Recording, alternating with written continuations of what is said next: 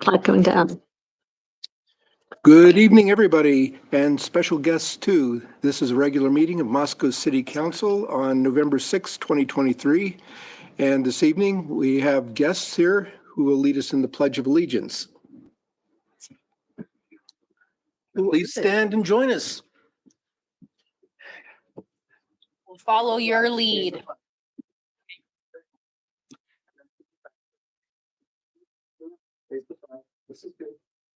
We'll follow your lead whenever you're ready.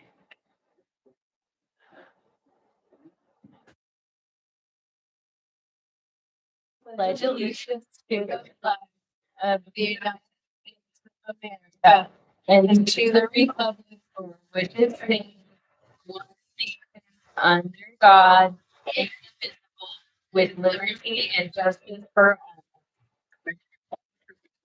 Please standing for a second. Should we rotate real fast? You want us to come down? I went moving back closer. Yes, chat. This guys. Back against the. They're conflicting. There we go. Love it. It's gonna put me in the chair. Everybody. Look, that side's not squishing like it. Yeah, council, so we're supposed to be squishing. Nice job.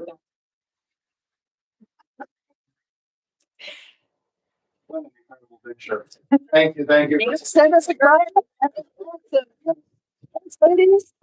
Just Mayor, real quick. My name is Brian Newberry. I'm the CEO of this Grand Council of Distinction, and I'm just so proud of these Girl Scouts.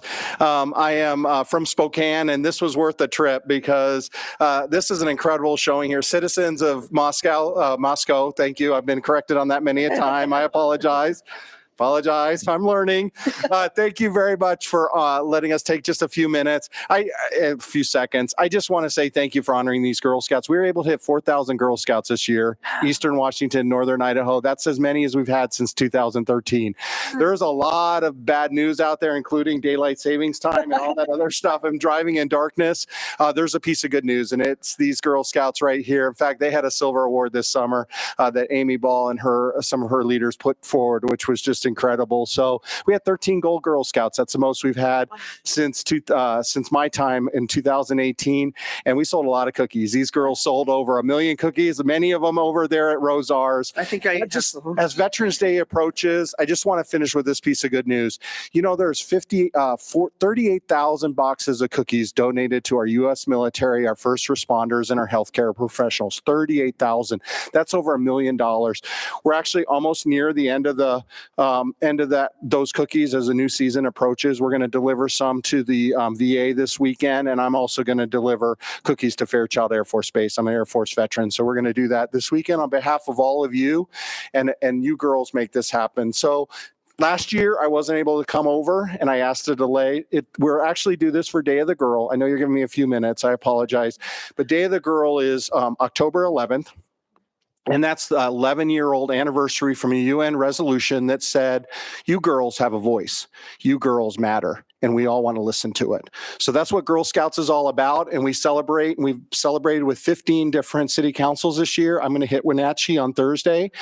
And I delayed this year because I want to celebrate the lady counselors. No offense to the men. I'm a man too, so I get it. But we brought cookies for the men and the ladies. But I appreciate you being inspirations to these girls. I really do. You're leaders in your community, and each one of these girls can be one of you one of these days. And I just wanted to come and thank you, ladies and gentlemen, for being inspiration to my girls. So these girls make the world a better place, and you know what? So do you. Thank you all. Thank you. Thank you so much, and thank you, Girl Scouts, for coming and leading us in the pledge night. We very much appreciate it. You don't have to stay if you don't want to.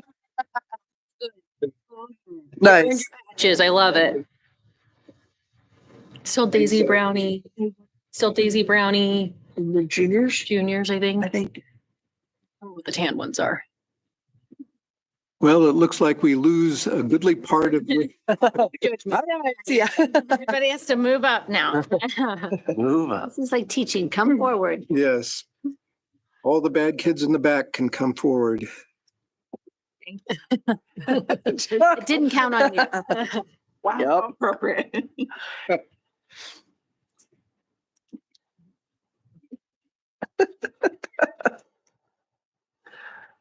That was awesome. Okay, What a Halloween costume contest results. not just yet. First off on the agenda tonight, we have a proclamation for Veterans Day. Whereas November 11th is the anniversary of the armistice signed by the Allies and the Germans in 1918, which ended World War I after 4 years of conflict. And whereas President Woodrow Wilson issued the first Armistice Day proclamation in November of 1919 and set the tone for future observances by observing that to us in America, the reflections of Armistice Day will be filled with solemn pride in the heroism of those who died in the country's service and with gratitude for the victory, both because of the thing from which it has freed us, but also because of the opportunity it has given America to show her sympathy with peace and justice in the councils of the nation. And whereas the name was changed from Armistice Day to Veterans Day by an act of Congress in 1954, when then President Eisenhower called on citizens to observe the day in honor of those who served in America's wars throughout the years. And whereas more than 115,000 veterans of our nation's military reside in Idaho, and almost 5,000 of them live in our area, and whereas our nation is indebted to the service of men and women who have made great sacrifices, endured long absences from loved ones, and suffered injury or death to protect our homes and families, and whereas local organizations, businesses, and the University of Idaho have committed their time and involvement toward numerous tributes and celebrations in honor of our servicemen and women, and whereas Veterans Day is an opportunity to honor our nation's veterans for their patriotism, willingness to serve, and sacrifices, now therefore I, Arthur D. Betke, Mayor of the City of Moscow, do hereby proclaim November 11th, 2023 as Veterans Day in the City of Moscow, and I urge all citizens to observe Veterans Day, to participate in events within the community to honor our local veterans, to reflect upon the sacrifices made by America's military personnel, and to preserve and promote enduring peace around the world. Thank you very much. Next up on the agenda is the consent agenda. Items on the consent agenda have been previously heard and vetted by either members of the council who are on the Public Works and Finance Committee or the Administrative Committee, and these consist of non-controversial and routine matters, though any item on the consent agenda can be pulled for separate consideration by any councilor. I move that we approve the consent agenda. I second it. Mr. Mayor, can I just add a comment? I just really want to give a huge shout out to Bonnie for her fine tooth comb efforts going through the personnel policy before we vote. Just mega kudos for going through. And for being able to answer our 10 million Yes, questions. yes. So And thanks, we Bonnie. just pelted you with questions, so thank you. Gold star. If I had a Girl Scout patch, I'd give you. Okay, Drew. Aye. Julia. Aye. Maureen. Hi. Gina. Aye. Sandra. Aye. And Haley. Aye. Okay, great. On to the regular agenda. First off is mayor's appointments, of whom I have three. First is Juan Alberto for the Fair and Affordable Housing Commission, expiring 12/31 of 2025. Bill Blankenship, Farmers Market Commission, expiring 12/31/24 as a member at large. J.T. Manning, also on the Farmers Market Commission, expiring 12/31/25, also member at large. Any of the folks here? Should we approve them first? I guess we should improve first. I'd love to approve them. Start coming up anyway. I move that we approve the slate of candidates for commissions. Second. And Gina seconds. Haley, Aye. Sandra. Aye. Gina, Aye. Maureen, Hi. Julia, Aye. and Drew. Aye. Great. So come on up. Don't be shy. Just announce yourself and You got the job. It's just in case you want to say hi. Yeah. I'm Raitero. I've been living in Moscow for the last 5 years. It's going to be 5 years in February. I hope this is going to be my forever home. I really like the city. I like how it's looking. And I think it's growing a lot. And is see the things that come and go with growing. So I would like to help as much as possible with the affordable housing part. I'm an archaeologist by trade, so, and that's pretty fun. So I know what works and what didn't work. See what crashed before. And also, I grew up, my father was a civil engineer. He had a construction company, and I grew up on the construction site. In Mexico, in school, you got 3 tardies. My father managed to get all my tardies gone, taking me to school on the first week. So I got to spend lots of time in the construction. And much older, I got to help him doing in a major project in the city that had to do with affordable housing on Cuernavaca. So I know a little bit. Thank you. Thank for you your so service. much. Thank you. Welcome Welcome. aboard. Thank you. JD. JT Manning, lived in Moscow since about 2004, give or take, and super grateful to get to be a part of one of my favorite parts of Moscow. Whether it's taking my family down or just getting to be a part of so many different vendors and people that come through every day. I really appreciate the opportunity to serve and help out and make one of my favorite parts of Moscow continue to make it great. So thank you. Thank you. Thanks, JT. Thank you for volunteering. For anybody else here or out in TV land, if you want to join a commission, go on the city's website, look through the commission list, and it'll tell you if there's vacancies or not. Or you can just put your name in anyway, and we'll throw it into the files so that if a vacancy occurs, we can immediately go and pluck things out. Pluck things out. All right. Next up is public comment and mayor's response period. So for the next 15 minutes in 3-minute intervals, just pop up with your name and address. Tell us what's on your mind, what you're thinking about for us to consider. And it can't be on tonight's agenda, nor can it be pending before Planning and Zoning Commission or the Board of Adjustment. Any takers for 3 minutes at the podium? Yes. Oh, Right. yeah. Yeah. Whew. Brandon, Nick, anybody? Somebody. Thank you. Hi, I'm Ria and I live at 1418 West A Street. I'm a student at University of Idaho, studying environmental science and sustainable food systems with a minor in American Indian Studies. And I'm here today as part of XR Palouse. We're a local chapter of Extinction Rebellion based in Moscow for the Palouse region, because we are here to sound the alarm and to recognize that we are in a state of climate and ecological crisis at the moment. And we believe that it is long overdue that Moscow declare a climate and ecological emergency, just as COVID was declared a pandemic. This would pave the way for much better, for a more adequate, what's the word? For the government to more adequately address the climate emergency. And also, I think it is high time we started treating things as severely as they are. So yeah, XR's goals are for government at every level to declare climate and ecological emergency, and to prioritize most affected peoples and places, so minority groups and those who have been most affected by the climate crisis, when it comes to reparations and addressing the environmental issues. And we would also like for there to be, I'll let Nick get to the rest of it. But yeah, thank you. You're welcome. Thank you. Hi, everyone. My name is Nick Koenig. I live at 305 Palouse Court, a proud renter of Moscow, Idaho, and proud member of the Tree Commission, which we'll hear about later. But I'm also tonight partly representing XR Palouse as well, as a staunch climate activist from Kentucky, a red state, who lived in a blue dot in Louisville.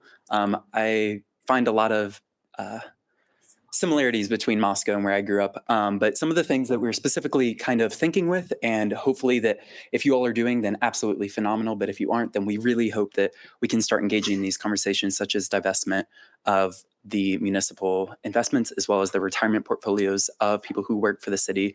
Some of the other specifics are having all development projects go through the Sustainable Environment Commission. As we talked about the downtown revitalization project, they gave a great presentation, but they didn't talk about the word climate or carbon whatsoever, which I find is a really big problem within our city, especially given the signing on of the climate action plan.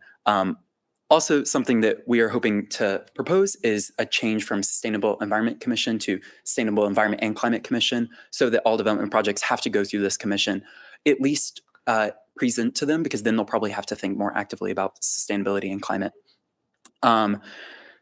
We are going to be rolling out this kind of call and declaration within the coming weeks. This Friday, we have a climate rally on campus so that we can work to bridge the gap between the university and the city more properly and to get community feedback. So it's going to be Friday at noon outside the university library, where we're going to be releasing some of these plans to get community feedback and then propose to you all in the future. And kind of the big things that I want to end with here is we want to be the first city in first city in Idaho to declare a climate emergency. I think that would ring pretty loudly across the state as well as the country.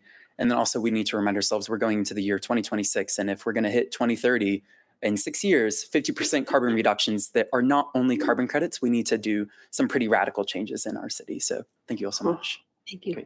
Thanks, Nick. Nick. Nick and Rhea, would you email us so we have your contact so we can, yeah, thanks. Hello, my name's Brandon, 1450 Mill Road. I'm the general manager of Inland Northwaste. I just wanted to take a few minutes to update you guys on some cool things I think we have coming down that I think everybody will appreciate.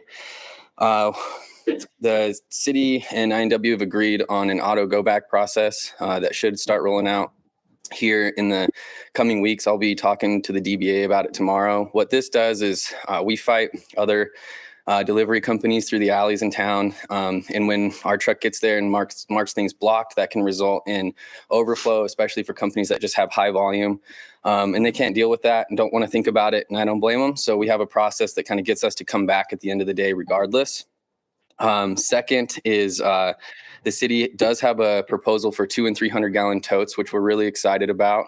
This isn't so much a service that you'd see, totes all throughout town. It's mostly a tool that we're able to use that makes, some of the really cluttered areas more efficient, as well as getting rid of some of the 1 yard dumpsters, which are pretty unsafe. Those are about the only ones that you'll see fall off our truck right into the back of the hopper. But really just adds a lot of efficiency. Also, we think it'll get, U of I did get some recycling going, but we think this option will really get them excited about getting recycling rolled out. And then last, which we're most excited about, is here at the end of the month, we have a new scale coming. What that's going to do to the facility out there is allow in and out system. So when it gets real busy, we'll have 2 scales running and people will be kind of seamlessly running in and out. And that will be, I think will make people really, really happy out there. So all coming down and really excited about it. And new skills at the landfill, not Yep. at the recycling center. Love Yep, it. out at the transfer station where we get all the customers. Saturdays, in particular in the summer, there's somebody that I just responded to on one of our Google reviews, and it was a while back. He's like, plan an hour for the trip, and the CSRs work their tails off in that office trying to get everybody in and out. But that second scale is just what we need to do, and so really excited about it. It will be.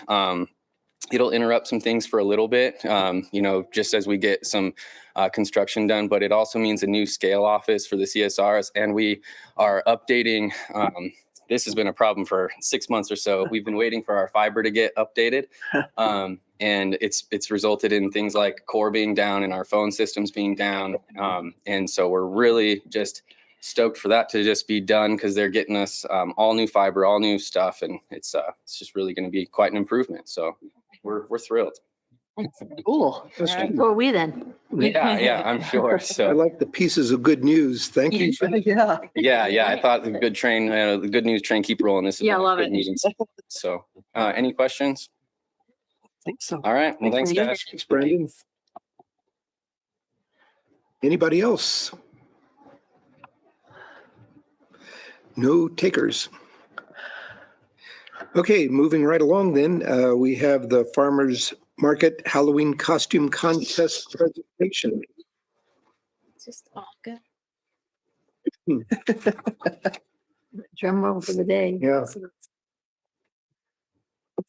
This is so fun. Yeah, change this thing. Ah, there we go. Good evening, everyone. I am pleased to present the winners of this year's Moscow Farmers Market's 4th annual Halloween costume contest. We had 6 categories for entry: Sprout Group, Junior, Adult, Pair, Duo, and Group. There was a total of 55 entries with a total of 89 participants, and I do believe due to the frigid temperatures of the last market, we had fewer entries than last year's, 87 entries, but still a good turnout. We were also able to collaborate with Tacom Photography, who is one of our market vendors. She took incredible photos of each contestant, which you'll see shortly, and we hope to work with her for future contests. So thank you, Daniel Coulter, for all your hard work. I'd also like to thank our judges, Samantha Martinet, Elise Lees, and Josh Larson for withstanding the cold and making the tough decision of who wins. I'd also like to thank Sandra Kelly for emceeing. You did an incredible job announcing all of our contestants to the judges. And also, I'd like to thank our volunteers, Ashley Boudwins, Ashley, Sue, Seth, and Tori Kenline. I'm so sorry if I those last names. But yes, they volunteered and they checked in all the participants this year. After presenting the winners, of the costume contest, I would like to invite everyone to come to the front, all the winners to come to the front. Sorry, not everyone. Come to the front so we can have a photo taken with the mayor, along with our Farmers Commission Chair, Jamie Hill. I know, it was great. Yes, and onward to. Oh my goodness. So good. Oh my gosh, look at this. It's the on fun. If you guys want to have a seat in the front, and then we can do the slideshow, and then we'll take a photo. Yeah. Thank you so much. Oh my gosh. Right, that's the best. Okay, so for our first category, we have the Sprouts category. So good. Oh, look at all this. Did we have any meltdowns this year? I maybe one. I might have heard. That's allowed. It's okay. She was It's high stress. pretty young. It was cold. Yep. Yeah. So And good. then So cute. Oh my goodness. The best. that Rubik's Cube had a hand that came out. Put candy in the Rubik's Cube. That is Very clever. Yes. So good. And the winner of the Sprouts category is Oliver Mindy as That's so awesome. for his prize, you'll be receiving a little handmade mini mushroom plushie made by Bumblebee Bee Co. Who's also a vendor, is she not? Who's also a vendor. Love it. Yes, Bumblebee Bee Co. So, Yeah, yes. just gotta make the PR plug. Next, we have our Sprouts Group category, which is a new category this year. We had a couple entries for that. Whoa, you had Maverick my and gosh. Goose. They were all Mavericks. Oh, my bad. Sorry. And the winner of our Sprouts Group category is the Mavericks. Unfortunately, I don't think they could be here tonight with us, but it was Tyler, Aiden, Cooper, and Nolan Bonnet, and they will be receiving small frogs from Bumblebee Bee Co. So good. So good. Yes. Our next category is the junior costumes category. Oh, yeah. We have these guys. And the winner of our junior category is JC Dunlap as a Jazzy Shark. And I believe, I don't know if she made it tonight either, but so we'll get their prizes to them later. But she will get a painted rock from Rocks of Life and this fidget fox necklace from Denhaven. Awesome. They're also vendors. Next, we have our adult category. Oh, so good. I love how I love much it. detail they put I in love it. And our winner for the adult category is Shar Stevens with as a chicken. Shar will be taking home some Irish Spikes hot sauce and coffee from Clearwater Roasting Company. Yeah. I love it. So good. And our next category is our pair duo category. So good. Oh, As you wish. I love it. The cap. So funny. Yep. It's great. It's just great. And the winner of our pair duo category is the cat and her cat tree. So That's with Brenda Ingalls and Stacey Stokes. And they will be taking home Tailgater from Infuse and Booze, a pumpkin candle from Midsummer Beeswax Company, and a painted rock from Rocks of Life. And So fun. for our That's a final cat. category, we have our group family costume contest category. oh, I missed the pumpkin.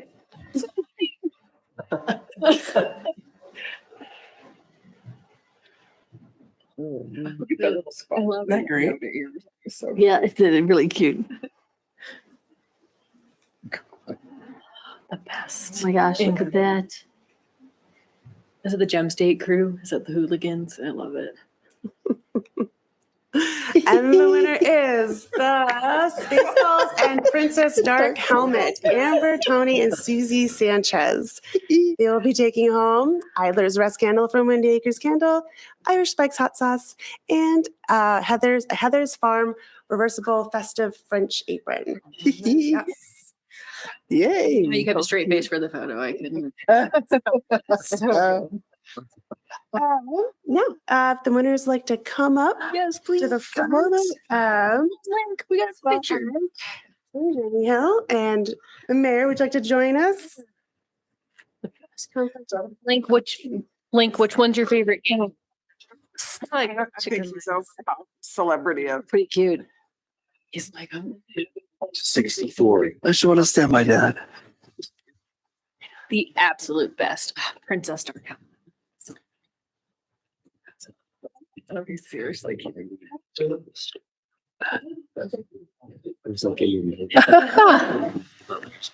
Spaceballs and Spaceballs. Right, it made us all just like, yeah. I'm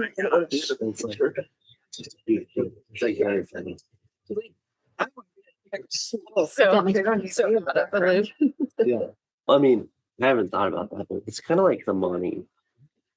It's kind of like, yeah. I think that's the best way to describe it. They're great. She's the cutest. Oh, she looks like I want to know where they got the helmet. I know.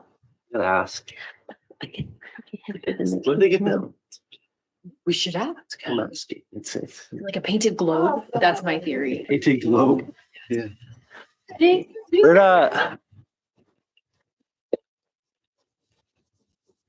May I ask? And I just wanted to throw in, What are your helmets made out of? oh, Yeah, come here, Spaceballs. They globes. Genius. Genius. Nice. Wow. Oh, excellent. That's Dark Helmet. It's so Dark cute. helmet. Love it. Very Jamie, what do you I got? just want to say thank you to all of our participants this year, and an extra thank you to Sandra. I got sick the day before and had to miss this costume contest and made me really sad. So thank you for stepping in. And It was super fun. in it. Fair enough. I think she's lost. Thanks for making it. Thanks for making it, though. Oh. Appreciate that. Oh, that's good stuff. All right, now to public. Okay. As we proceed briskly forward. Or less than briskly. Hey, this dark helmet's got a big head. That's true. Seriously, I thought the helmet was probably heavier than the kid. Coach that family in soccer. The oldest from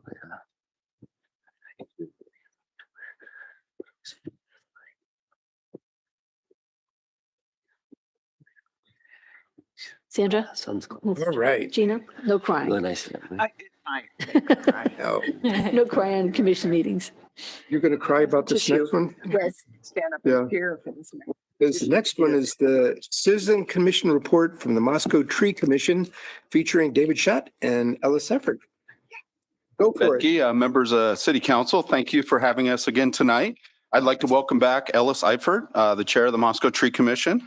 Ellis and his family have lived in Moscow since 2011 after Ellis graduated from law school. Ellis is an estate planning attorney and an avid outdoorsman who inherited the love of nature from his father, a self-proclaimed tree hugger. Ellis and his wife Hope have 4 kids, love living in Moscow and spend as much time as they can in the Idaho wilderness as their schedule allows. So with that, I'll turn it over to Ellis. Welcome. Thanks, David. Mayor, City Council, it's good to see you guys again. So I'm giving this report for another time. I'm always really happy to come and give this report.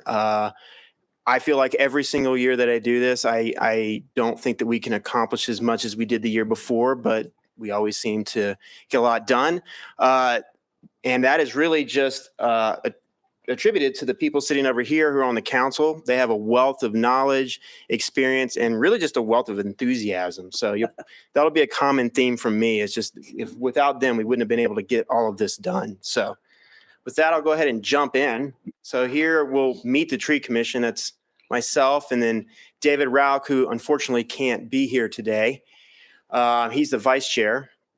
We've got Pam Brunsfeld, who's our secretary, Mary Jo Hamilton, Zena Hartung, Jean Leffingwell, and Nick Koenig, who you already heard from today. So these are the people that make all of this work. So I'm glad to serve with them. And I also have to just thank David Schutt. He's been a pleasure to work with as always.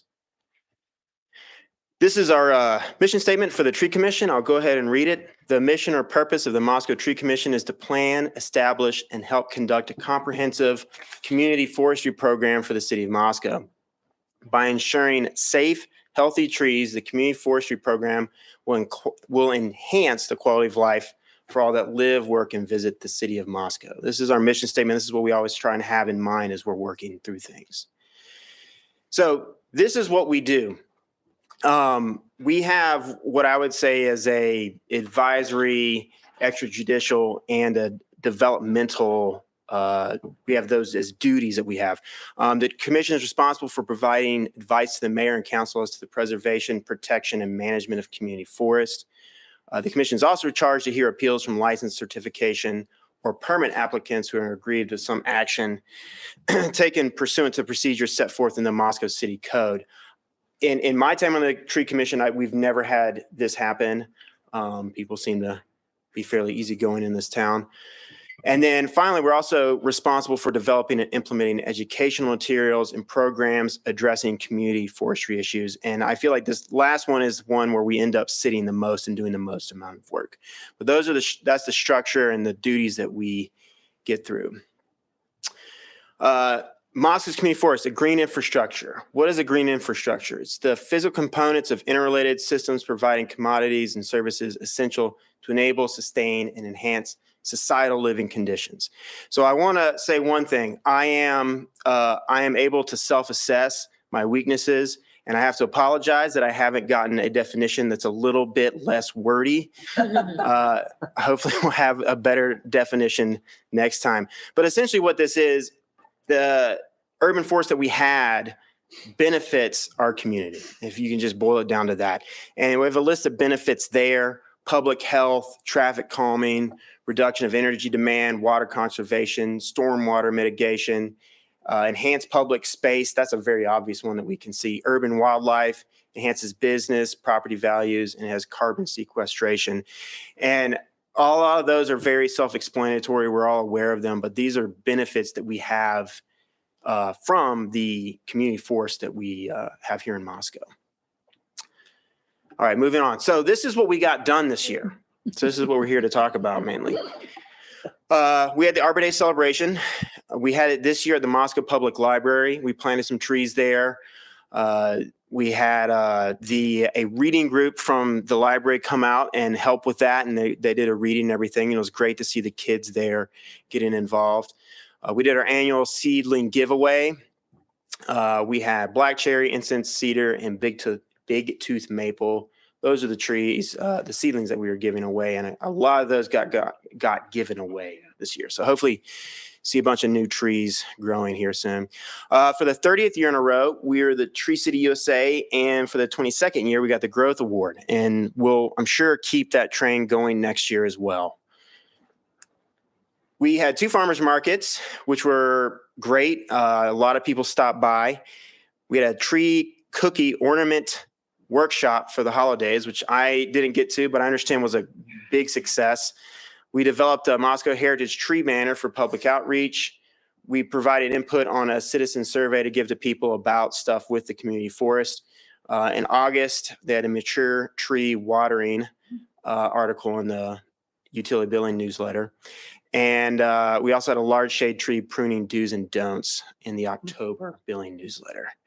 So those are a bunch of the things that we got done this year. We had the Heritage Tree Program launch. This was the first full year of the Moscow Heritage Tree Program. I talked about that last year, but it's going great, and there's more trees getting put in there. And I think it's been a big success.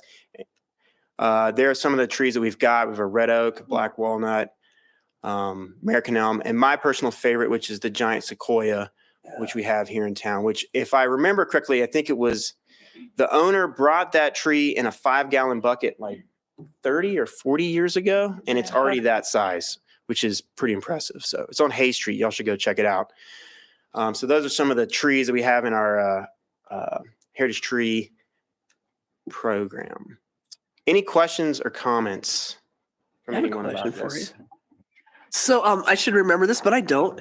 How do you find the heritage trees? Are you just like, I mean, it's like when y'all are driving around going, oh, that might be one, or how does that work? People will nominate them. Okay. So you can go on the city website. There's a place you can go, I believe. And you can nominate them. You can nominate them yourself or someone else. So, yeah. Great, thanks. Yeah. Gina, I know you've got a comment. Oh my gosh, are you kidding? Hold her back, hold her back. I'm just going to try to remain somewhat calm and not get all emotional about things, but that is right there, the most dedicated group of people and the most intelligent. Pam Brunsfeld knows the Latin names for every single green thing I have ever. I love it. I go in there and 6 things every meeting. You guys are great. It is the uplifting part of my month. So I applaud you, and gosh, I hope I get my picture on the big screen someday. And she mentions you every single meeting, Every meeting. twice a month. Even And- if you're not meeting. Yeah, Yeah, but she still tells you how she loves it. So let me tell you, she's not giving it up. Nope. My question would be, what hopes, dreams, aspirations, what if the Heritage Tree was the 2023 program to roll out? Heritage Tree in 2023 was the big program we rolled out. What are there other things that you? Yeah, start to we're work with? working on some other stuff. We have some people coming in to present some ideas and things for going into 2024. See hands in the back. I love that. Zena has some. Do you want to talk about what you want to do, Zena?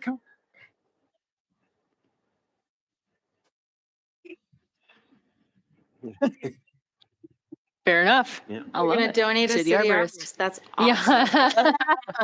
Yeah. I love it. Just let us know what you need from us to Money, that's what they need. beyond the pennies in my pocket. Oh, are you done? Sorry. Just gonna say, beyond the pennies in my pocket, I can't. We will do what I can't think of anything off top of mind, but money makes everything easier. I understand. Couch coin. Yeah, couch coins. All Yeah. right.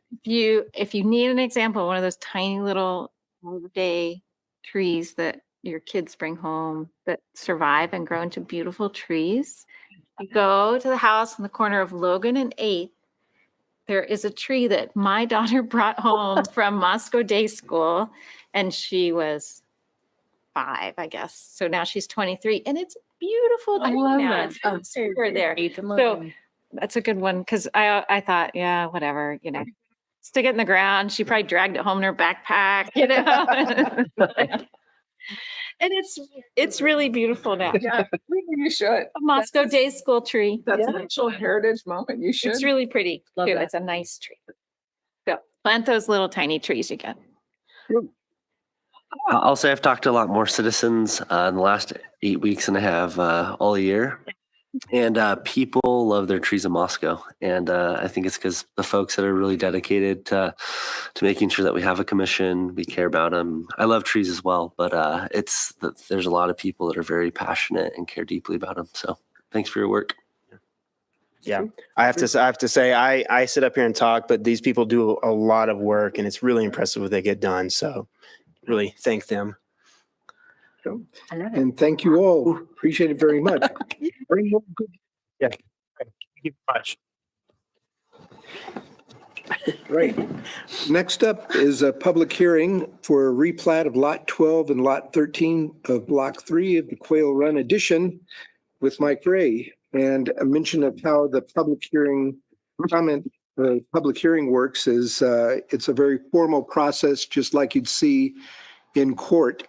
The hearing opens, staff presents the relevant facts, has some questions from council. After that, we have comments if the applicant wishes to present.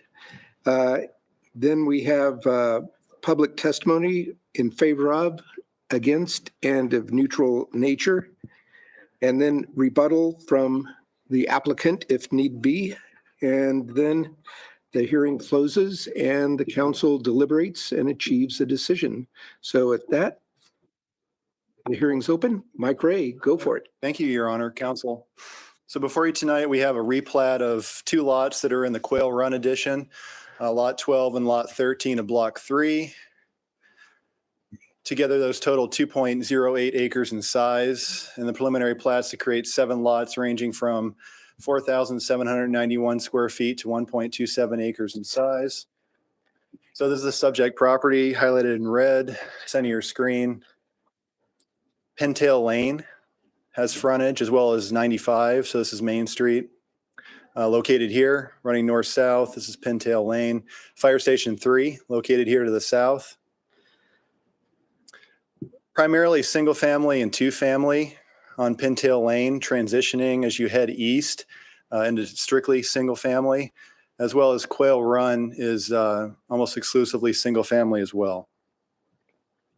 So just a closer view of the subject property. You can see currently there's an access easement, so it shares a common driveway with 2 other properties.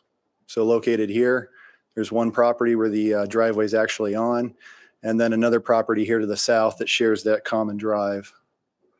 A little bit of changing topography on this property. So each one of those lines represents 1 foot of elevation change.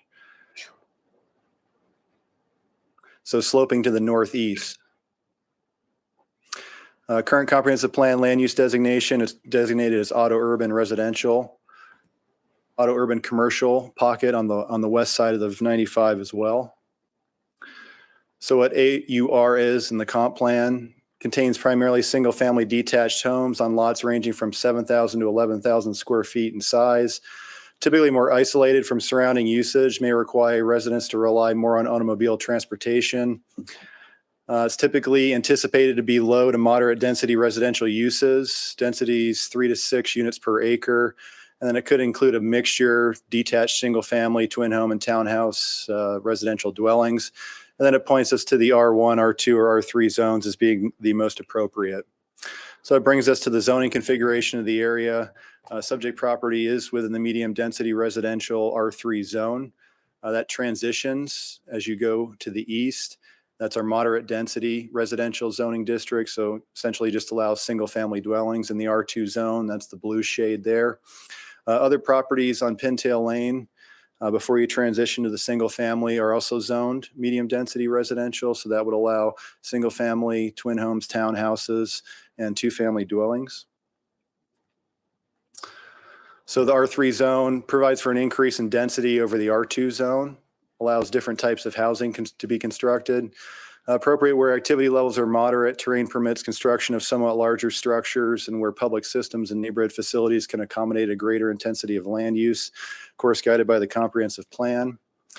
And then really just a range of residential uses. So as I mentioned previously, single family, 2-family, twin homes, townhouses. Some urban agriculture is allowed as well, market and community gardens, group and small child care facilities, and public parks and rec facilities.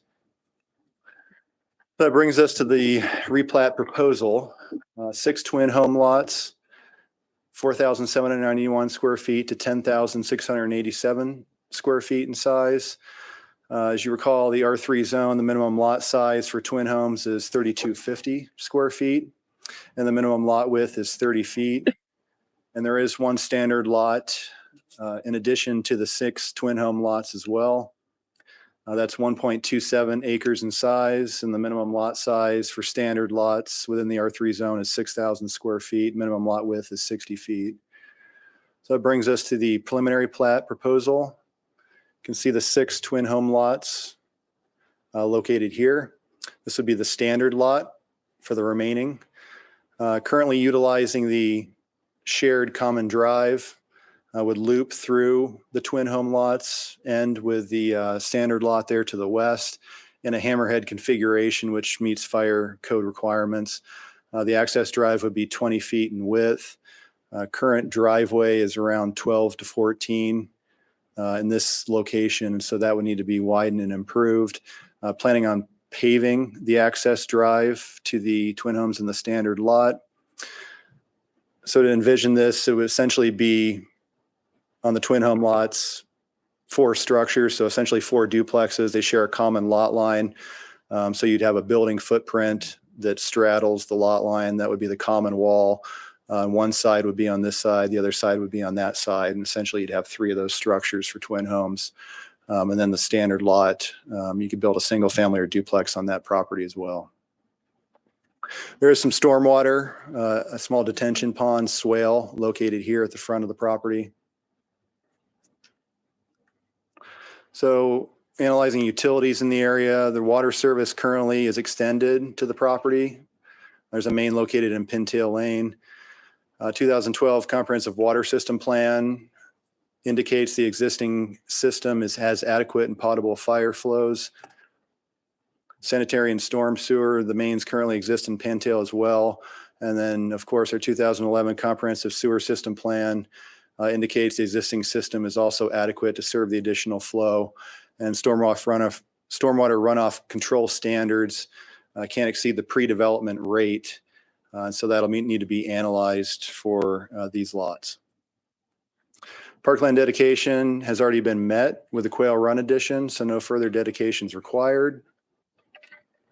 Planning and Zoning Commission did conduct a public hearing on this matter, and that occurred September 27th of this year, and they recommended approval of the proposed plat with no conditions. Staff's recommendation for the council tonight is that the council conduct the public hearing and, upon consideration of testimony received, approve the preliminary plat with no conditions. Of course, in accordance with the decision upon the preliminary plat, adopt P&Z's RCS. And certainly try to answer any questions you had on this. I have a couple of questions, Mike. Yeah. So I do like this project and that it's infill and that hopefully a little more affordable homes in the twin home category. But I just have one general question. What's the difference between a shared common driveway and a private street? Or is it the same thing? Private street would be typically serve a greater number of lots. It'd be 20 feet in width, could be greater if there's on-street parking, generally has sidewalk on one side of the street. This would just be fire code requires 20 feet of width for fire department access. And so this would just be a common access drive that would also happens to be paved as well. How does that get maintained then? It's usually a homeowners association. Okay. Yeah. And then my other question, just reading the public meeting comments. I understand that some people are concerned about the traffic between coming off of Pintail onto 95 there, which I probably would be too if I lived there. How do we get a traffic study? Like, I know one hasn't been done, but what is the process for moving something like that forward so we can figure out if it's safe or not in general? That might be a Bill question. This typically wouldn't rise to the level of a traffic impact study with just 5 additional lots. ITD would typically make that comment because it's their highway system that's being tied into. And so they didn't have any comments or concerns regarding this proposal. And so generally they would make a comment that a TIS is required for the impact on potentially the intersection. And that comment wasn't made, but typically you would see 10 vehicle trips per single family dwelling increase. So that'd be about 50 beyond what was already approved. There are a number of lots. There's two lots right now. An R3 zone would allow for multiple structures per lot. And so, if you take 2 acres in size, there'd be 25 units if you did duplexes. Of course, you couldn't with the topography, it'd be challenging.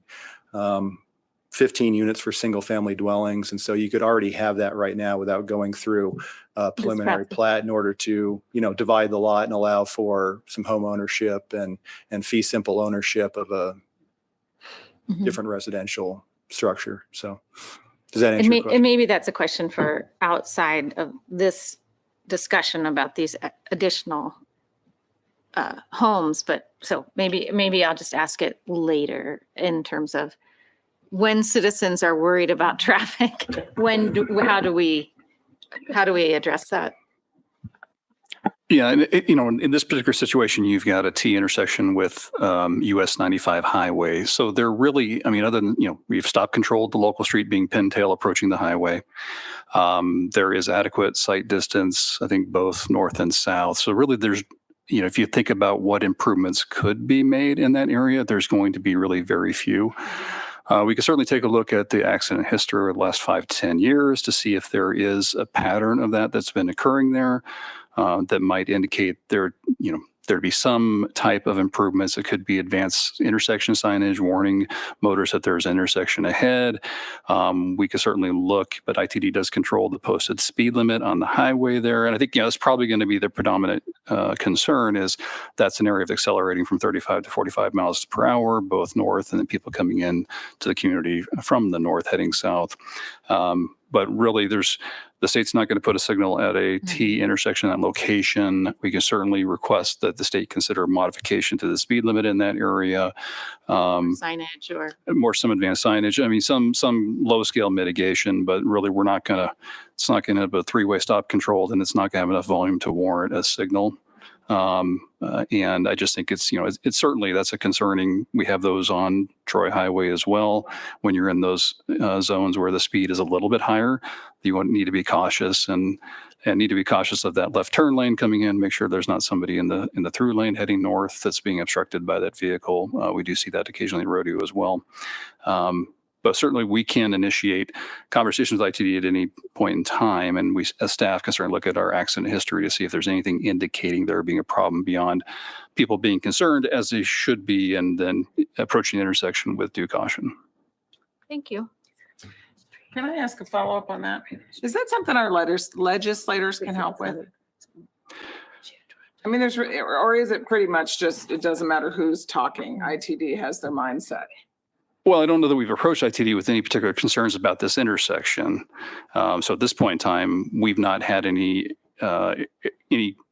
questions raised to staff. As we've done our evaluations of accident-prone locations for the LSIP and other grants, this intersection has not been screened as having an area with high intersection. So at this point in time, there's been nothing that's brought it to our attention. And so I don't think we need to go to that level in this situation, but if there is a concern, we can certainly take a look at the accident history. If that does show a pattern, then we can then further conversation with ITD. If it doesn't, then really there's not going to be, we won't be able to advance the conversation with ITD without having that history. I just was trying to look for an answer. Mr. Mayor. Yeah, I also read the public comment and that really stood out. And in a separate instance, a citizen had asked, because of the nature of, we have 4 lanes across, we drop down and then we add the turn lane again right in front of Pintail. The flow is a little goofy. And so I think aside from the hearing conversation for this rezone request, I have a couple of questions, and I'm curious because I also am mindful that if the data are telling us a story that there isn't a safety concern, but it is a convenience concern, and you've got teen drivers trying to turn left on the highway, I get it. I do have a question about the lot configuration. So if the intention is to have 1, 2, 3, 4, 5, 6 long lots with the road in between, I'm not familiar with what it looks like when you've got lots that straddle. I guess it's a private drive, so that makes sense. But is the intention to just help like cost share with like the retention pond on the south side? Or would there be structures on the south side? Is it of the private Just the drive? stormwater swale would be on the Okay. south side. So every lot needs to have a certain amount of frontage on a public street right away. So that's that frontage here along Pintail Lane. Gotcha. Okay. They're just long, deep lots, and then you need an access easement, and that's what the dashed area, I guess the hatched area is going Okay. across the middle of those parcels. I just commend the engineers for making a really tricky lot appealable, because I've driven by that for sale sign for a while, and I was impressed to see someone noodled away to get more than just 2 lots on there. So I just wanted to make sure I understood the spaghetti noodle lot lines, and I will self-park myself with the question about the pintail turn, since it sounds like we hashed that out. Okay. Stick around, Mike. We might have more questions. Would the applicant like to say anything?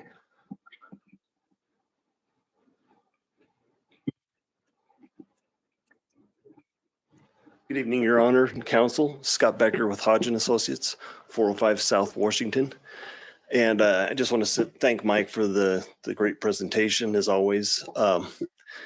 We've looked at this property for 3 years, trying to figure out how to squeeze a little bit more out of that. And so finally, the owner, Stacy Smizik, came up with this idea. And it's like, well, let's see if we can make it work. And we worked with the city and back and forth, and we did come up with this. So I think this is the best use of an infill lot that we can squeeze out of it.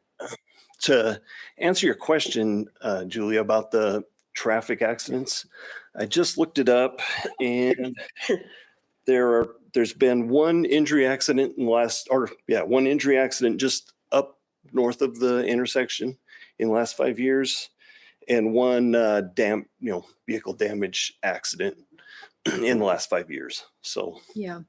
it's not fun to hang out there, but I get it. None of us like to sit at an intersection and wait for the traffic to clear, but I don't think the accidents are at that level at this point. So, other than that, I would gladly answer any questions you might have. Got one. Why is the hammerhead so big, especially going north? Going north, it would access the backside of that lot. So that remainder lot, the larger lot. So if anything could be constructed back there. Yes, exactly. And you can see that large easement that goes through the property too. So it seems like a lot of acreage left over, but that's a pretty huge easement. I think it's 60 feet wide there. So that does eat up a lot of land too. That's a great question. That's it. So that's all I have. Surprisingly, that's all. I'm here if you have any questions, but yeah, I'll let you carry on with the rest of the hearing. Thank you. So this time, any public testimony in favor of the development, the replat? Any testimony in opposition? Testimony of a general nature? Okay, hearing none, no need for the applicant to rebut unless he wishes to rebut his own words. But other than that, okay, public hearing is closed.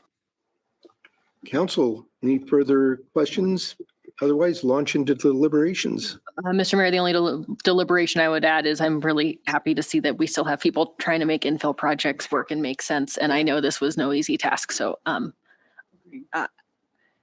it can sound like a motion if you want it to, but I was just going to say I'm glad to see infill and glad to see everyone's thinking creatively. And I want to make that as easy as possible for the people doing the heavy lifting. So that sounded kind of motion-esque, which first we have 2 proposed actions that we have to look at.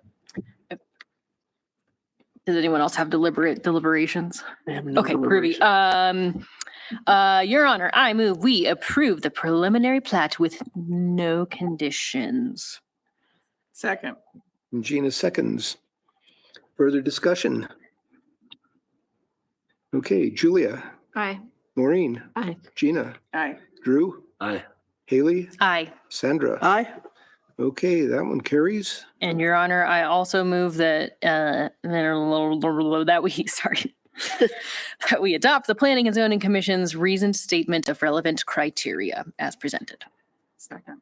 And Gina seconds. Further discussion? Okay, Julia, Aye. Gina, Aye. Maureen, Aye. Sandra, Aye. Haley, Aye. and Drew. Aye. Very good. All of that taken care of. Excited to Excellent. see him come up. Love it. Yeah. Next up, we have the South US 95 Sewer Water Extension Change Order, Bob Bevell, sartorially resplendent. Wow. Sharp dresser is what he's saying. You look great. My goodness. Wow. Good evening. I'm Bob Bovell. I'm here to talk to you about the South US 95 sewer water extension, more specifically change order number 3. It was back in 2021 that this project came to council, so I want to do a brief overview to kind of discuss what this project is and what the purpose was. ITD was planning on doing a realignment of US 95. They call it their Thorn Creek project. And the city of Moscow thought it was important to get some of our utilities under the highway prior to the construction of that ITD project. So we designed and bid a project that would do just that. Did end up being a little bit, the sewer line through this project is deeper than normal. We intentionally made it a little deeper than normal in order to be able to serve this draw heading off to the east. We chose to do that so that we could avoid putting in an additional lift station. The design that we chose eliminated an additional lift station, and that draw would end up being served by the existing lift station. This is the third change order. The first change order was requested by the city of Moscow. The purpose of that change order was to add a couple of commercial services to some of the adjacent properties adjacent to the project. And it also included some work necessary to connect the water line that was laid with the SEL project. Originally, our project was supposed to happen first. It didn't work that way. So in order to, since SEL's water line was installed first, we ended up having to pay some additional money in order to connect our pipe to theirs, since theirs ended up being there first. Change order number 2 was requested by ML Albrights. This change order was requested by the contractor to mitigate some of the costs of some delays that we ran into through material procurement. They had a difficult time procuring some of the materials that were necessary for this project. That those delays put us into winter, and then winter, they couldn't do the construction through the winter season. And through this entire delay time, fuel prices, particularly fuel prices, increased almost double through that time frame. So they requested some additional money to offset some of those costs. We did agree to work through that change order with them. And that change order amounted to approximately $33,000. And this is the big one. Change order number 3 was requested by ML Albrights. This change order is to mitigate some additional costs that they ran into while trying to excavate and install that deep sewer line. Their original request was $776,000. It included some loss of production through weather delays, and it also included some loss of production due to conflicts with existing utilities. Both of those delays we were able to remove from the change order as our specifications prevented them from being able to make a claim against that. This is a construction picture. This kind of shows what they were running into. Just to kind of give you an idea of the depth that we're dealing with. One of these trench boxes is about 10 feet deep, and you can only see one of them here. There's actually two of them stacked one on top of each other. And what this photo shows is when we do run into cave-ins, which was the large issue with this change order, the soil would cave in, hit the trench box, and it would affect the pipe that had already been laid within this trench box. It would scoot the trench box over, and what the contractor would have to do is remove both of these trench boxes, remove all of the soil, and relay the pipe that they'd already laid. When this happens, it amounts to about almost a full day of extra work for the contractor. This is kind of another photo showing the extent of the extra excavation and rock backfill that was necessary through change order number 3. So this is a cross section of the trench. I just wanted to kind of briefly discuss what was the cause of all this extra excavation and extra rock backfill that is a purpose for change order number 3. As the contractor excavated down to get to the pipe invert elevation, they encountered bedrock at about 24 feet deep. And on top of that bedrock was a layer of sand that contained fine sand and water. So as they excavated down, the sand layer the water in the sand layer would start coming into the trench. It would bring material with it, which would undermine these large wedges of soil up above. The result would be cave-ins on both sides, and the contractor would then have to excavate that material out and fill it back in with rock material. All in all, the contractor had to do 7,174 additional cubic yards of excavation and rock backfill.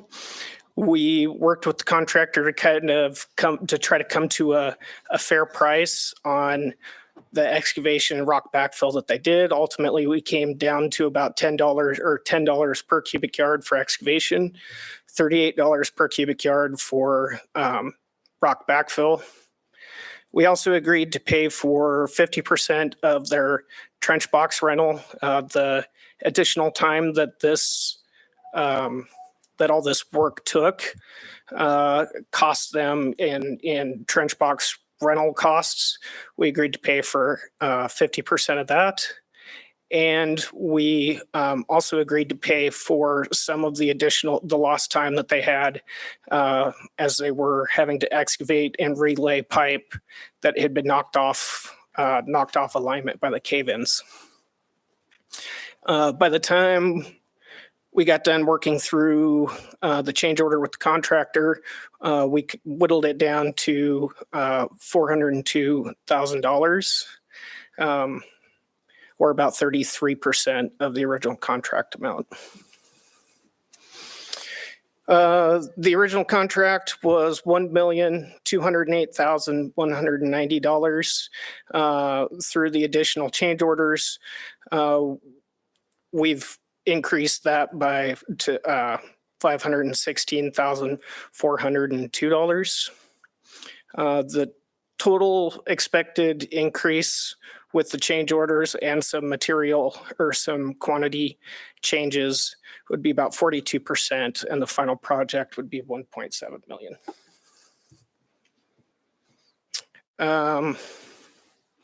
Staff's recommendation is that we approve the change order with ML Albrights in the amount of $402,696.10.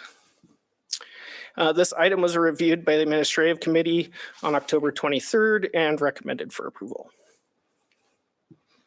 And with that, I'd be happy to answer any questions.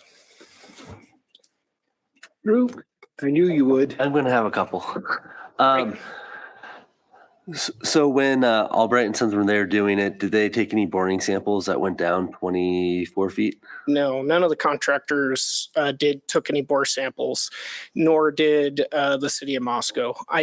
When we put the project up to bid and we were doing design of the project, I did look into the records for the construction of the south lift station, which was considerably deeper than the sewer line we were putting in.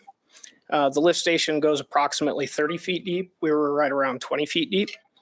And they didn't run into bedrock, or there was no mention of the sand layer that they experienced on the other side of the creek. I don't have all the lift stations memorized. Can you show me on a map where that's at?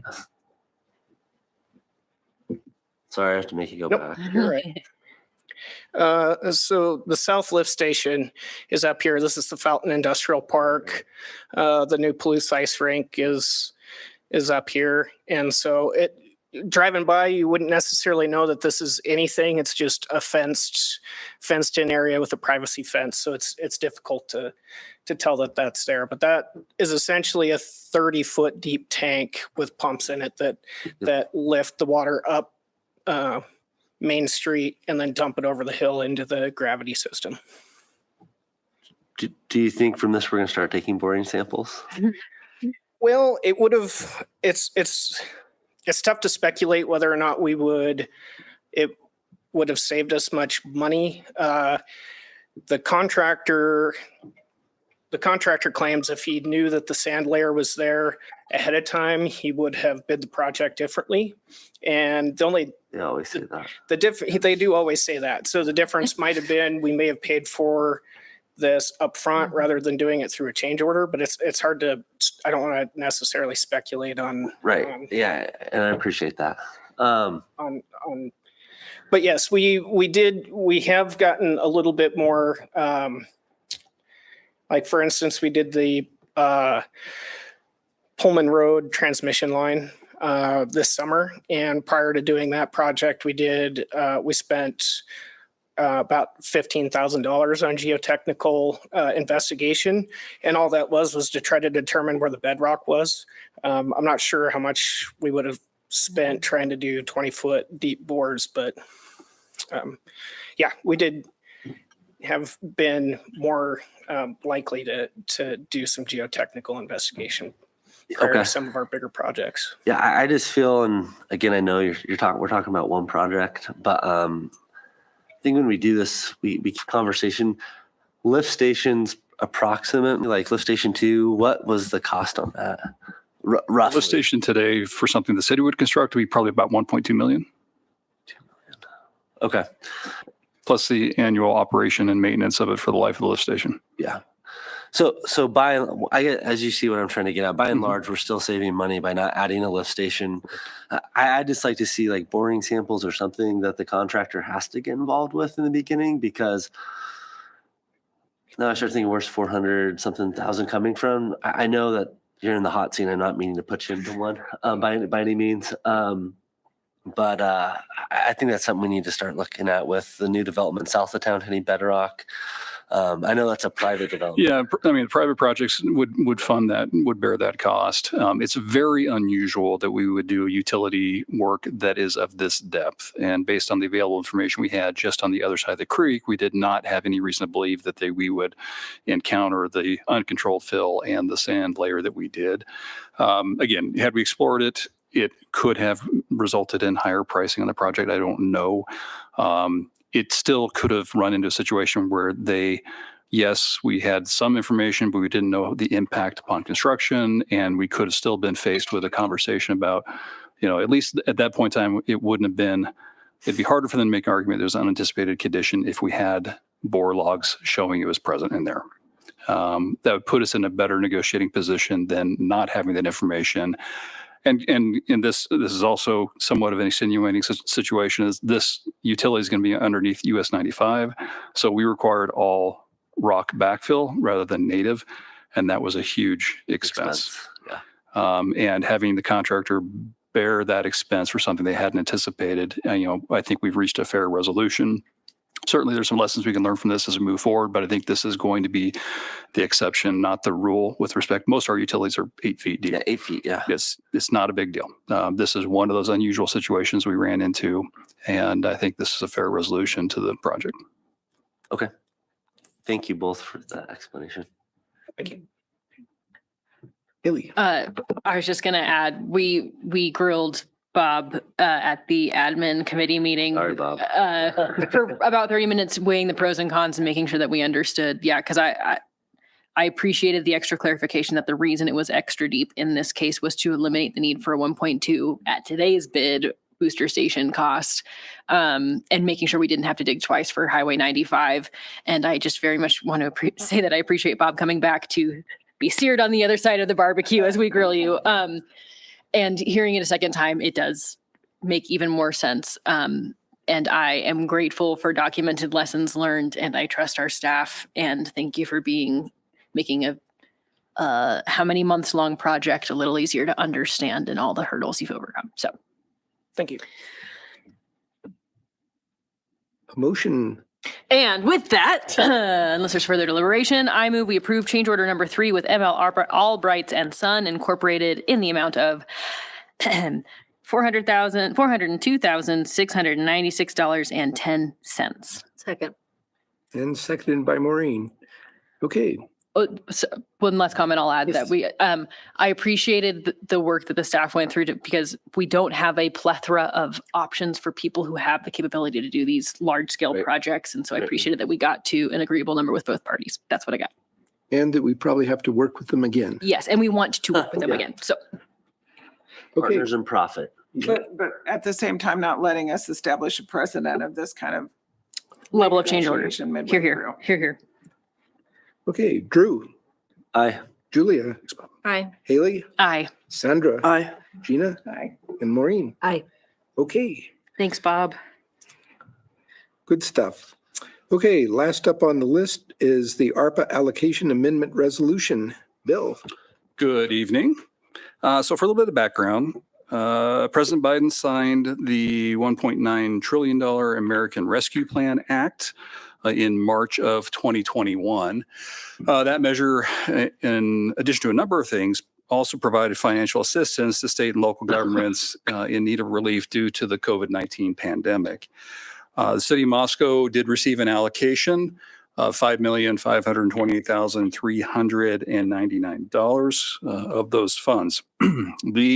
On May of 2021, the Treasury issued what they called the interim final rules, which dictated how those funds could be used.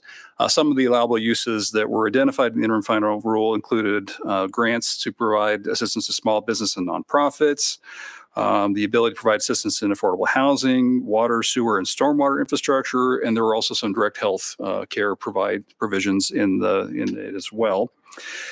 We held a workshop with the council on October 25th of that year and council provided staff direction at that time for the use of the city's ARPA allocation, which was reflected in Resolution 2021-25.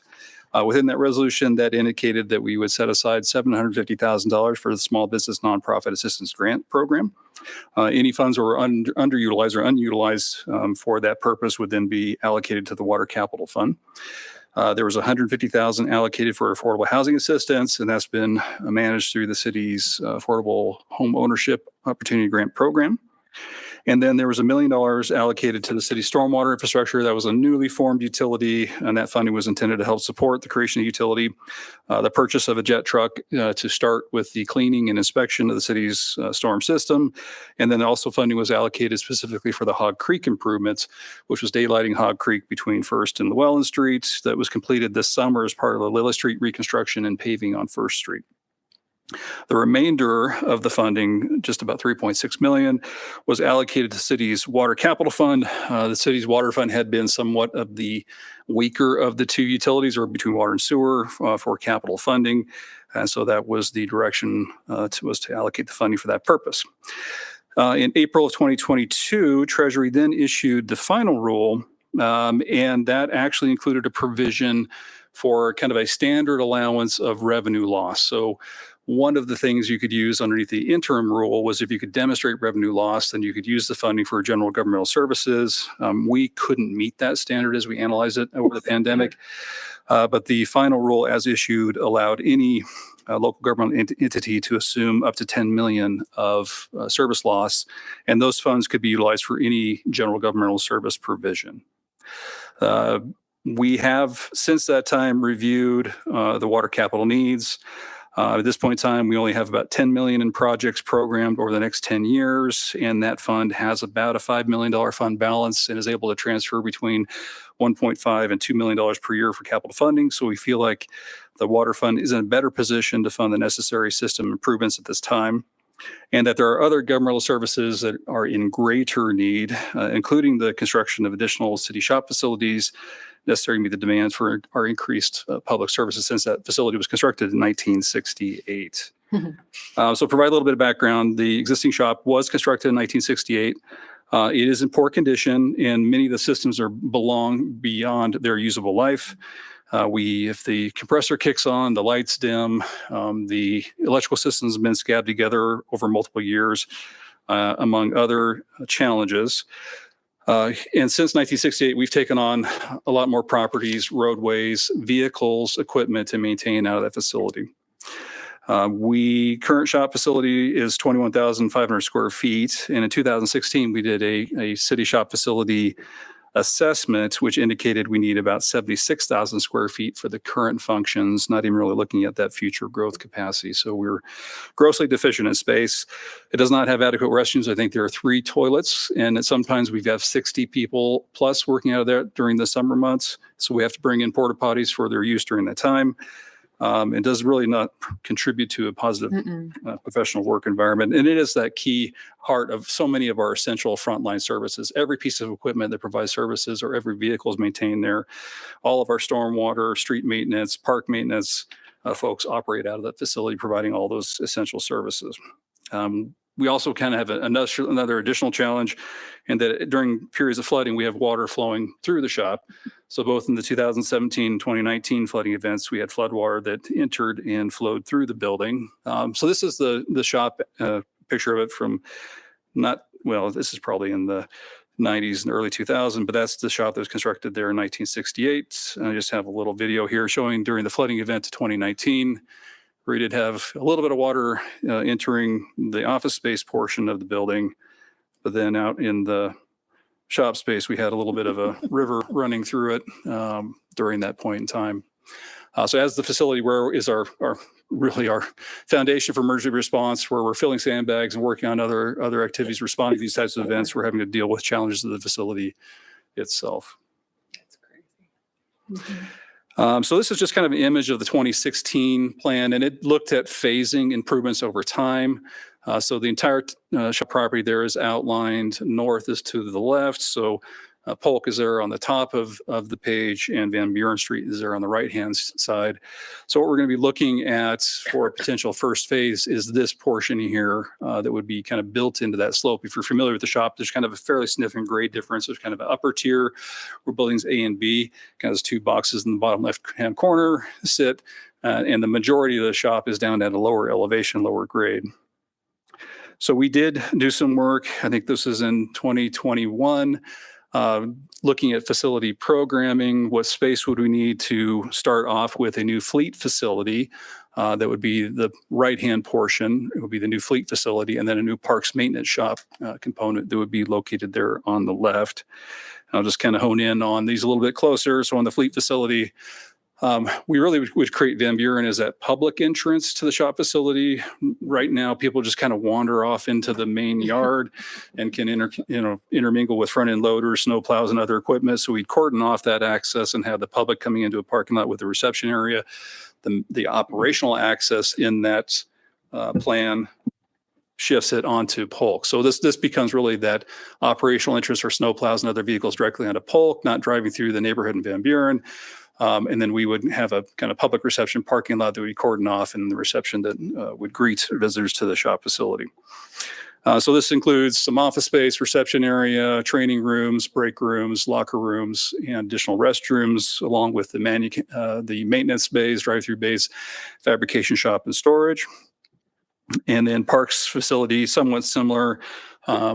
We have break room because we do have many more seasonal employees on the park side compared to fleet.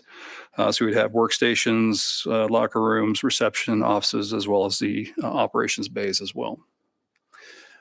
So it's just some elevations of the building. So again, the fleet facility here showing up on the south side, and then the parks, parks is actually running off the page, and then some renderings here showing what that would look like on the facility. So this would be that public entrance off Van Buren.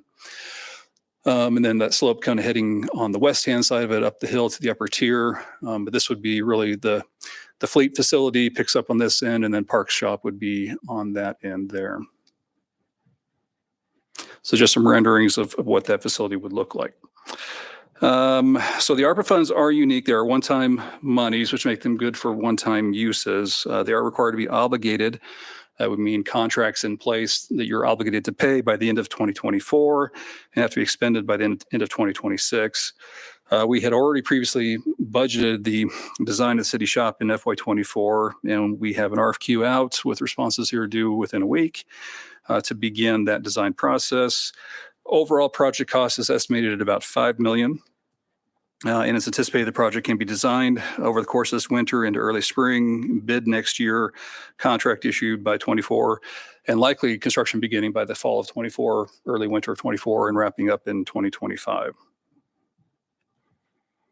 So staff has prepared a resolution for the council's consideration. It would reallocate $3,768,705. Again, that's the original $3.6 million plus about $140,000 that was not utilized for the small business nonprofit grant program from the Water Capital Fund to the general fund for general governmental services. With that, I'd be happy to try to answer any questions the council might have. I've got a couple. Just to clarify, so with this amendment, is that the remaining allocation of ARPA money that is sitting in our? There is a little bit remaining in the affordable housing line item, so that's being held in non-departmental. For us to be able to expend over the next. So we are intending to try to get that committed by the end of 24. Whatever we don't, we may have to look at having the council approve shifting. Okay. But right now we're hoping to get that committed into projects and expended by, committed by 24, expended by 26. Excellent. And then with regards to the final treasury rule, I mean, how far off were we from the 10 million in prior to that rule as far as lost revenue? Is that the right? Lost revenue. So we actually could not identify any direct lost revenue during the pandemic. So, we could have, anything we could have qualified for of the 5.5 allocation we received, we could have used for general governmental services. There wasn't enough that we could identify that we didn't think it was worth it. And it was fairly strenuous effort to go through to demonstrate it, but just off the kind of cursory level review that I understood was done at that time, we couldn't really identify a significant loss that really would warrant us going through that process.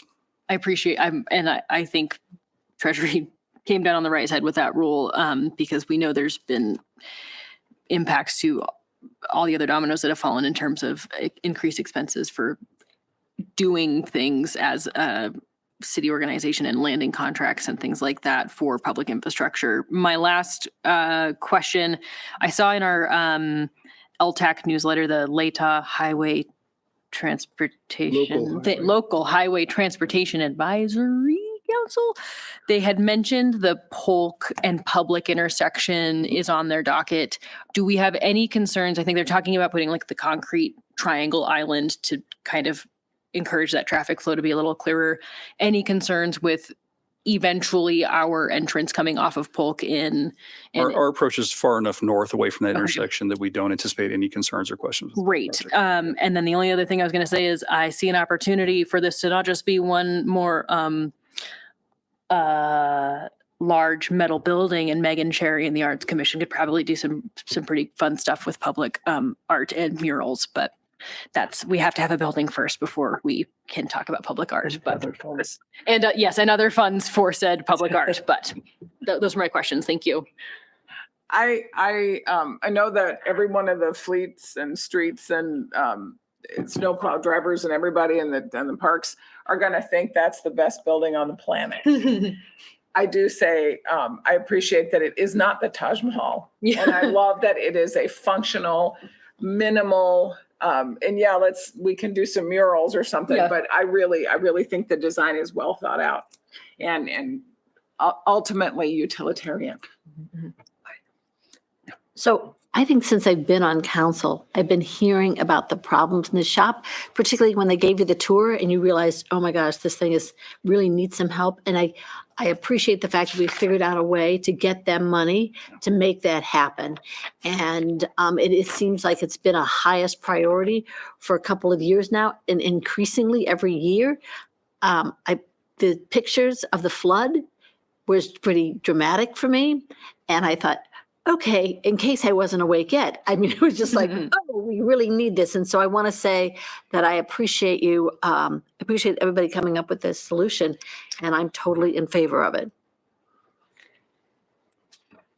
I just have a few things. One,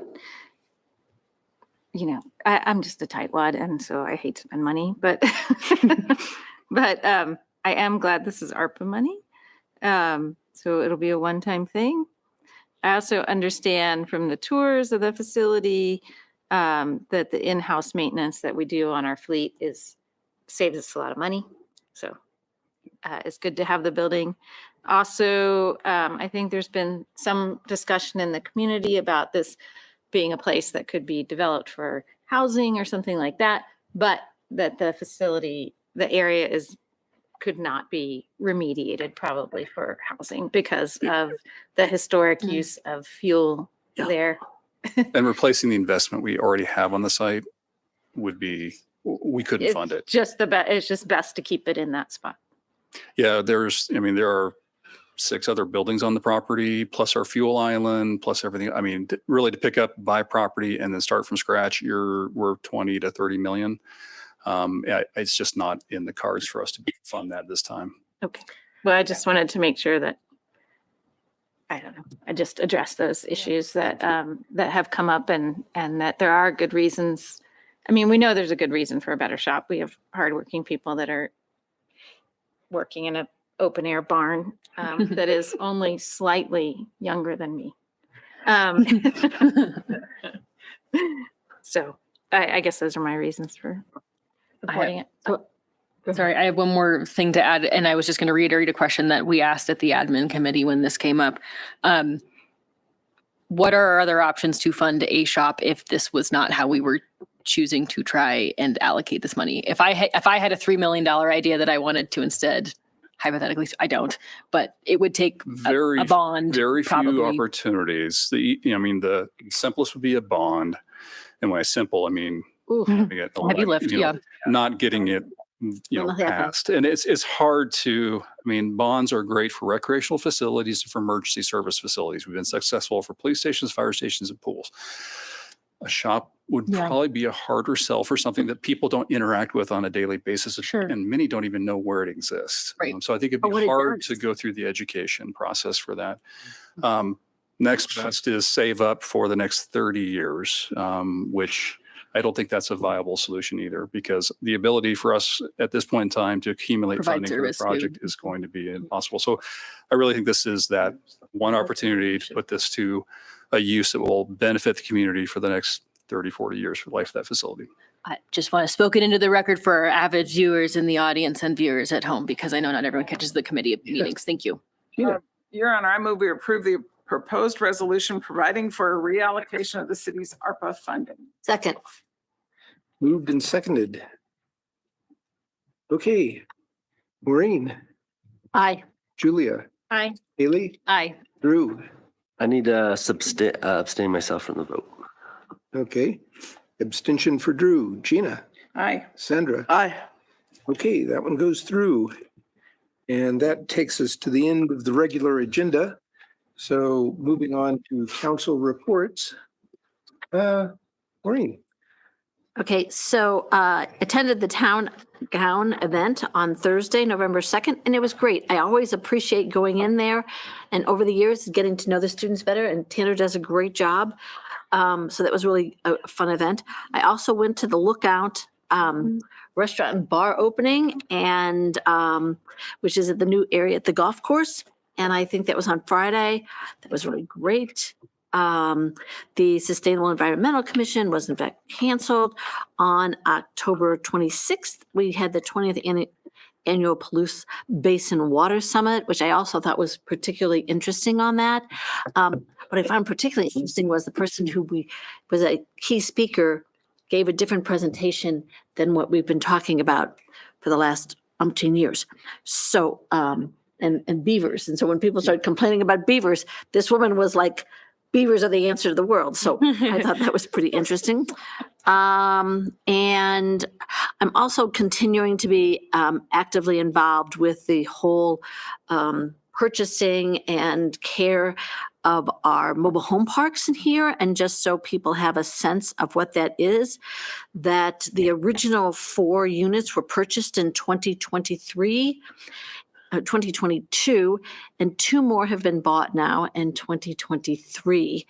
There's multiple lawsuits out there coming out of Washington right now with respect to the management of Hearst and Sons. Each one of the original 4 mobile home parks that the original ones are, in fact, they have become cooperatives, which gives them certain legal rights. And we are very fortunate in this area that the Intermountain Affordable Housing Trust, our commission, has actually taken it up and is helping anyone who is threatening with eviction in that area. And so I think it's really important. And every single one of the original 4 has at least one person on the board, and they're all represented. And they then disseminate the information to everyone else in there. And when they did the initial surveying and polling, over 50% of the residents in each of the 4 parks that were purchased in 2022 voted to become a cooperative. And so I think it's really great, and we're continuing to meet. And the idea that you have legal and social, because LT, who does kind of leads it for us, is a sociologist. So it's a great combination between the city, county, and the legal team in Boise. It's great. That's what's been going on. Gina. Okay, you saw my tree people tonight. You saw them, and they were stunning in all their glory, and they are just a great group of people. I will continue every 2 weeks to tell you about them, and maybe I'll bring a new word that Pam Brunsfeld can teach us all. Planning and zoning moved their meeting. There's and I think I saw the 18th, but that can't be because that's a Friday. So I think it's the 16th. They kind of consolidated it all into this next meeting. And then I attended Casey Green, Officer Casey Green's retirement party, and I stood in the hallway with 30 or 40 of my closest friends outside of the event space, packed with people. He was one of Moscow's finest for 28 years. He is all of 33 or 34 years old. So How did he do I just have it? to tell you. But one of my favorite people in general. And so it was a really a nice moment to stand in the hallway, wishing him well from afar. Yes. That's all I have, sir. Julia. Well, a lot of the same things. I went to the Palouse Basin Aquifer Committee annual Teach-a-thon. What do you Summit. call it? Summit. I like Teach-a-thon. 20th Water Summit. Great presentation. I agree. Nice to see Tom Stroshine acknowledged there too, our former commissioner. And attended Town Gown and met some great U of I student leaders. Attended the Family Promise 10th anniversary. Went to Latah County Historical Society's presentation on Psychiana. It was awesome. And the unboxing of some of their collection, new collection from 75 years ago. what's the guy? Yeah. October 18th, it was allowed to be open, but I think we were there like the 22nd. Anyway, that was pretty cool. They have new things to look through for the Latah County Historical Society. And of course, I continued to be Moscow Bears cross-country team's biggest groupie. And At least for they this year. went to districts and lost to Sandpoint by 2 points. Oh, no. It's hard, but went to state, represented Moscow well in Pocatello. Are they back already? And improved, the girls improved their place by quite a few. They went from 13th last year to 7th. Can you tell us how your Go girls Bears. How'd your girls go? They just run fast. You know? They run really fast. So, yeah, my career as a Moscow Bears cross country groupie has come to an end. Oh, I never knew. Very sad. Sandra. That's all I did. Yep. Also went to Psychiana. Lots of fun. One of my favorite events of the year.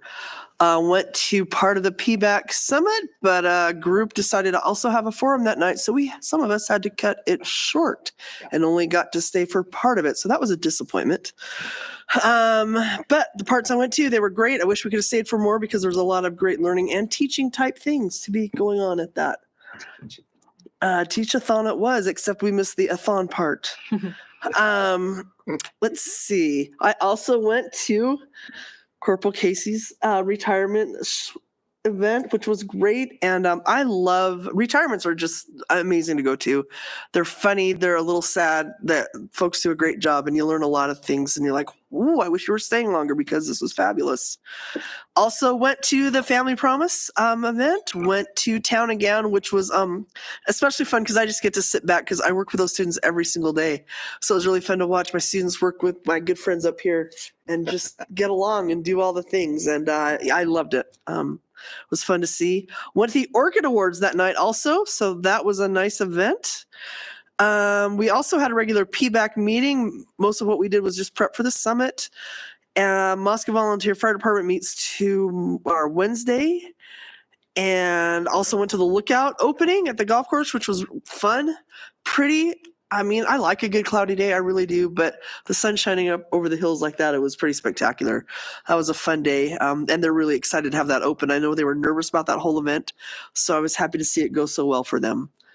And then, yeah, getting to MC the Halloween costume contest was also probably a highlight of my year. That was really fun. So pretty busy couple weeks.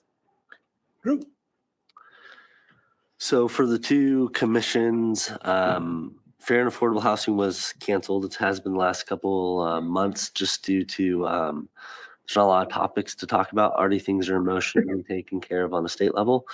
Parks and Rec had their meeting. Didn't hear anything that needed to be reported to council. I let them know I couldn't make it because I was going to the Palouse Aquifer Basin Conference as well. Also was cut short. My time was cut short there. Shortly, and then in addition to that, went to the ASUI meeting 2 weeks ago on Wednesday to see what they're doing just to help kind of strengthen connection between city council and the university, and went to the Town and Gown. Always good to talk to students there. And then went to the U of I fundraising gala a couple weeks ago. So good event, all good things. For a little town, we have a lot of great events. So, All the same night. Yes. always on the same night. So sometimes you piece them out. Sometimes you get cut short. So, but anyway, great time. Well, no one mentioned the fundraiser for Festival Dance because that came on in the middle of that too. So many people went to the Family Promise, but some of us went to, it was a great time to be generous end of the year, see what was happening and acknowledge all the good things that have been going on. Haley. So Human Rights Commission, they've got a couple things in the works, but I did want to note Ken Fonts emailed us and let us know he's stepping down as chair after many, many years. And so I think it was 15. Yeah, I was 13 with a number in my head, but 15 sounds right. And so he's stepping down chair of the committee. And I just public shout out for all of Ken's really hard work with that commission. So we're grateful to him. Smart Transit, we've got some really cool there. Andy, the director, is working with U of I for some cool new marketing things, including like a promo video with Joe Vandal that we're pretty excited about, and some co-branding opportunities to really drive student ridership up. PBAC was there. Really sad. It sounds like it's an El Nino year, so maybe not great ski season, but I'll survive. Missed the Lookout opening. Did go for lunch. They had a great butternut squash soup. I hear they have trivia on Mondays at 6:30. Super stoked for the university. Don't love the loophole that gets them. Well, I say loophole. I don't like the liquor license carve out that gets golf courses the ability to have a liquor license when we have other friends and people who want to start businesses, but might as well go support them.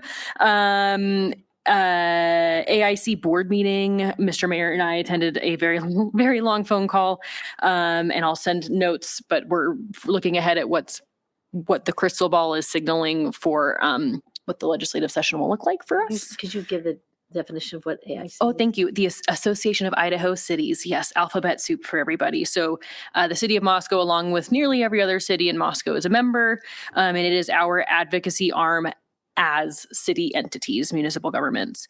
Town and Gown was great. We were trying to brainstorm how to get a spirit bus together for the WSU U of I game that's happening in Pullman right now, because tip-off was at 8:30, or no, at 8. So go Vandals. Hope they got some students over there. I missed Casey's retirement party, but I did get a selfie with him at his last shift at the U of I game, which was really fun. Yeah. Don't tell my mom. The liquor license. I love it. Yeah. This one. I'm gonna frame it and mail it to him. And then the last two updates I have. The other thing they mentioned at Town and Gown was there are plans for a candlelight vigil led by ASUI on Monday night. Is it 6 or 7? 6 o'clock at the admin lawn, weather permitting.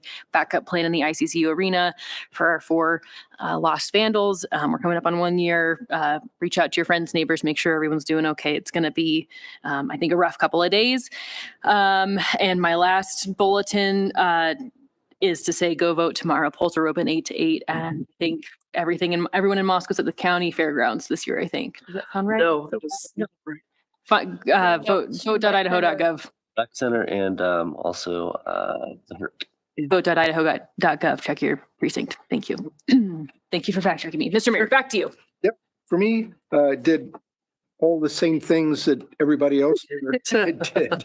So I'll truncate all of that. Did present the Orchid Awards and found out that the Orchid Awards are called that because back at the turn of the 1900s, you got an orchid, thumbs up, or an onion, thumbs down. So they only give out the orchids Clever. anymore. Here in Boise, they give out both. we need to give out onions. Yes. And so also went on a tour of the airport terminal. It's moving right along. Walls are going up inside. The jetways are in place. The conveyor belts for baggage are going up, and it's moving along. I think they got something like 80 or 100 people working that thing right now. And because of the addition of the West Addition already, instead of waiting some years for it to happen, the airport received some funding and are putting it in now, which delays the actual opening for a little while, but it's moving along very quickly, and it's going to be great when it's finished. Going to be a really nice thing. And I too went to a lot of the candidate forums where 6 candidates were explaining themselves to the general public and sort of doing a job interview for 30,000 people.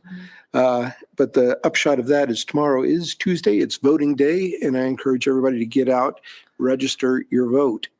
And if you don't vote, don't whine. So, anything from you, Bill? Okay, nothing. So at that point, I'll just accept unanimity. We're adjourned. Thank you.